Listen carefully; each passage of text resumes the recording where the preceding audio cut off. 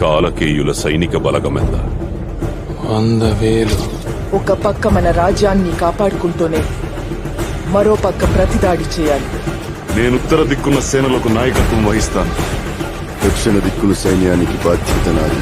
ఈ వ్యూహాన్ని అర్థం చేసుకుని వాళ్ళు ప్రతిదాడి చేయడానికి కనీసం ఒక గడియ సమయం పడుతుంది. అది చాలమ్మా, విజయాన్ని సాధించుకొస్తాను. అర్ధ ఘడియ చాలమ్మా, వాడి తల నరికి తీసుకొస్తా.